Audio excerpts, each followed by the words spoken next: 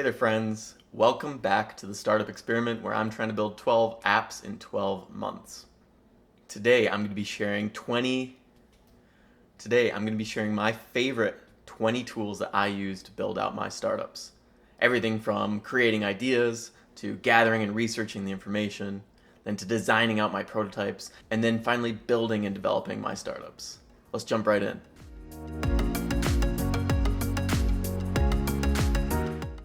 I've been running the Startup Experiment for the last 3 months now, but I've been working in the industry for the last decade. And over that time, I've used a bunch of different tools to get stuff done. As a solo founder, you have to wear many different hats. From an idea person, to a researcher, to a designer, to a developer, and every job in between. So I wanted to share my favorite tools that I use to get these jobs done quickly. I wanted to give a quick disclaimer. If you're also a solo founder, and you're looking for the perfect tools to use before building out your product, just stop right here. You're never going to find the perfect tools. Now, I can give you some suggestions on tools that work for me, and maybe you'll find one or two new ones that you didn't know about that maybe you could try out. But the thing that matters is starting right now, trying, failing, and then doing it all over again. The tools aren't important. What's important is what you create, how you learn and grow, and how you help people with the products that you build. I've sorted the different kinds of tools that I use into 4 main categories. The first one is ideation.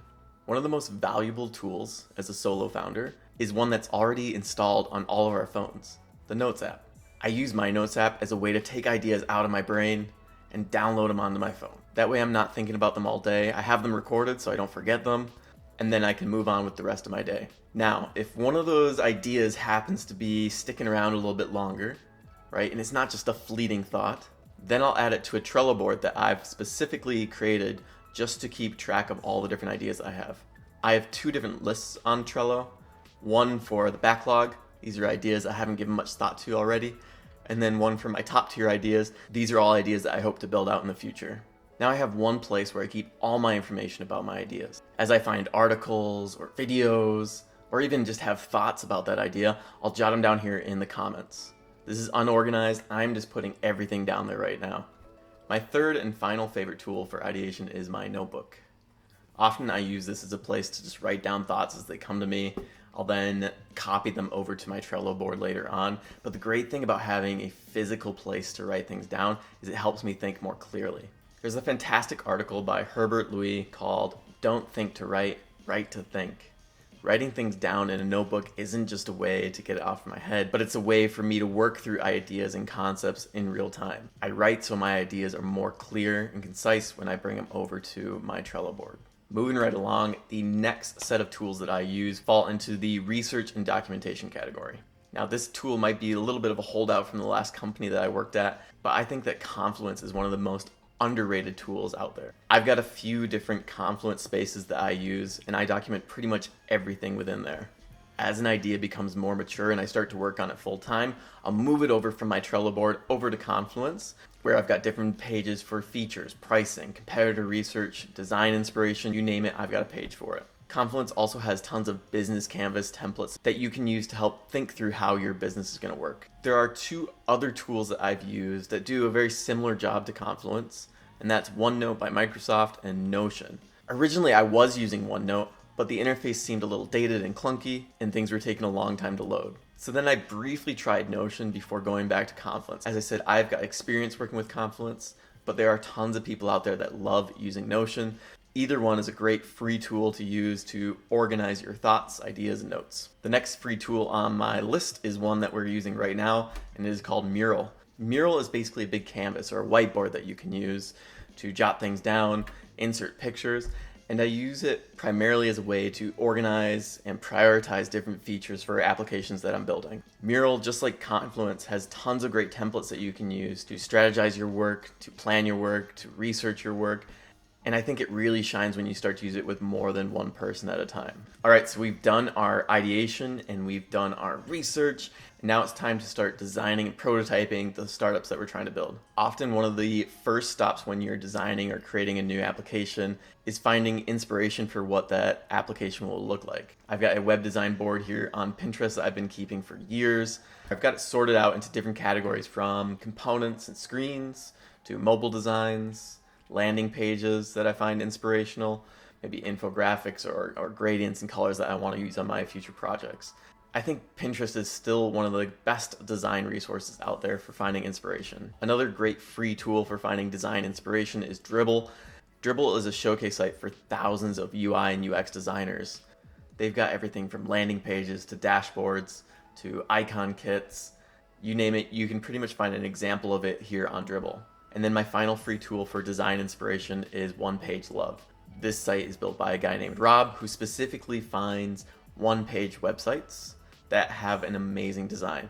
He's got a list of over 8,000 single-page websites that you can reference and use as inspiration for your website. Another thing that I love about One Page Love is that Rob tags all the features that he loves and then gives a little description about some of the specific elements on the page that he really, really likes. As a solo founder, once we have some inspiration for our designs, we often need to edit or create different photos. And so next I want to highlight 3 of my favorite photo editing and creating resources. The first one is TinyWow. It's a website with tons of different free tools on there. They've got everything from AI image generation to background removal. I think I use this site pretty much every single day. The next image editing tool that I use all the time is Canva. Canva is quite simply the easiest and quickest way to create designs for anything. Whether it's thumbnails, social media posts, or even presentations, Canva makes it all quick and easy, and it's really intuitive to use. And finally, I wanted to highlight a more robust image editing tool. Now, I'm not sure if it's called Photopea or Photopea. I've heard it both ways. In my head, I kind of bounce back and forth between calling it one or the other. But this is basically online free Photoshop. I do find that it's not as quick or as snappy as Photoshop is, but it has 90% of the features of Photoshop and everything that I need to be able to edit images.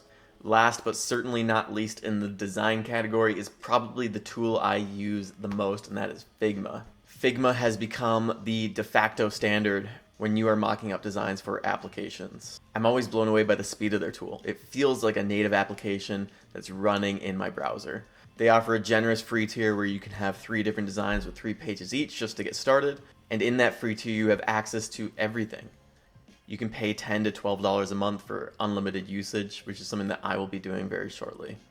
The last category of free tools that I use as a solo entrepreneur is the development category. These are some of my favorite tools that I use to take the ideas that I've researched and designed and turn them into working prototypes and hopefully production software. The first free development tool is Next.js. It is the self-proclaimed React framework for the web. Next has a lot of conventions on how to develop an application, how to fetch data, how to optimize that application, and most importantly, they've got robust documentation and examples of how to do everything. I use Next.js when I am starting out new web-first products or when I'm making a small app for myself. The next development tool that I really like is React Native. I think as a web developer, it is the easiest way to make the transition to become a mobile developer. If you use React Native with the Ignite boilerplate or cookbook, it gives you a great starting point to create an amazing application. The Ignite framework utilizes Expo, which is a great way to run and test your applications locally and then deploy them to the different app stores. This killer combination of React Native, Ignite, and Expo are now my go-to tools that I use when I'm creating mobile applications. The final 4 tools that I use in the development category all have to do with the infrastructure and hosting of these applications. The first one is Vercel. They are the creators and maintainers of Next.js. And so when it comes time to deploying a Next.js project, Vercel is the best place to build and deploy your code online. Vercel has a generous hobby tier that is free, and then even their pro tier at $20 a month is a great value to simplify most things that you need to have a running application.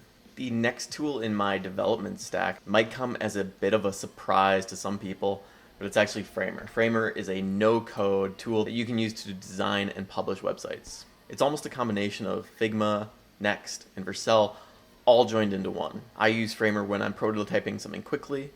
It allows me to create landing pages or websites in a fraction of the time it would take me writing it out manually with code, and then I can deploy the site for free.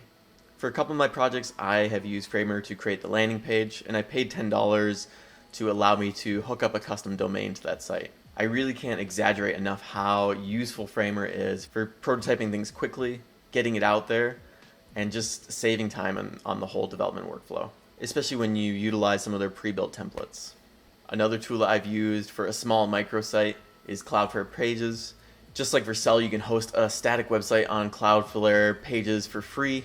They offer a really generous free tier. It is a great tool to use. And then finally, to round out our list of all the top free tools that I use as a solo entrepreneur, we've got GitHub and GitHub Copilot. GitHub is free and should be used to manage the code for every software project that you create.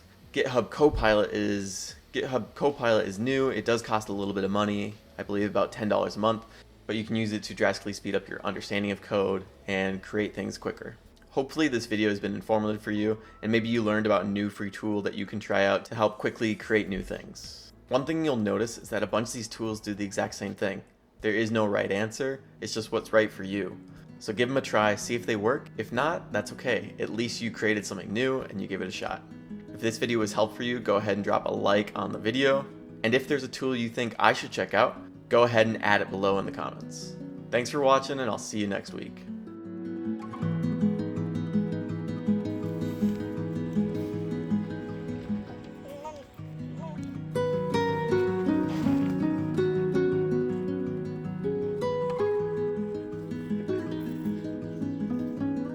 What are you doing? Let's get your harness on.